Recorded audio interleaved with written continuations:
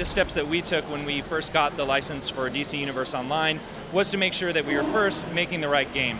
We really tried not to focus on what other people were doing and focus on what we wanted to do with the title. And I think that's why we've been so successful with it. You know, we thought, okay, superheroes. What are people going to want to do as superheroes? Well, they're not going to want your standard MMO. They're not going to want auto attack and just, you know, RPG and capes.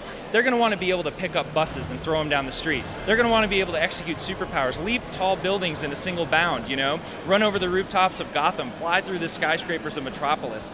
So we thought, all right, first of all, old school MMO, that's not what this game is all going to be about. This game is going to be about action, physics, superhero combat, things that you do that just you don't get to do in any other game. So now, you know, you get to create a hero or a villain with all of your friends, run around Gotham and Metropolis, picking up buses, freezing people in ice, and using them as weapons, and it really pays off on the superhero experience. Batman!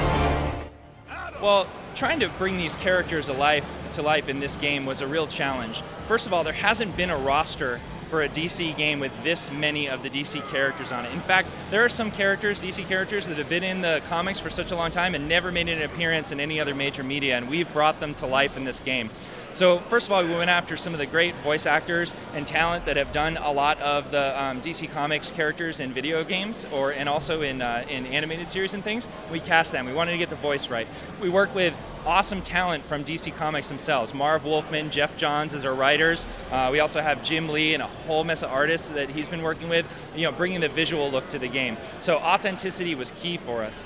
And just, you know, for the team, I think it was a real challenge, but also just a real opportunity for us to go through 70+ years of stories and continuity and history and bring that to life for people in this game. You know, you've always sort of looked at the DC universe through a window, and now we're letting you kind of step through the door and right into it with your own character straight out of your imagination. Brainiac had returned. Well, as we talked about today, what we're offering for our monthly subscription is a huge amount of content. We have our duo mode, our challenge mode that we're doing for our focus character, which February is going to be Catwoman. So you're going to go on an adventure that involves Catwoman and eventually fight her in a boss fight. She's going to be a play as iconic character too that you can get in our Legends system.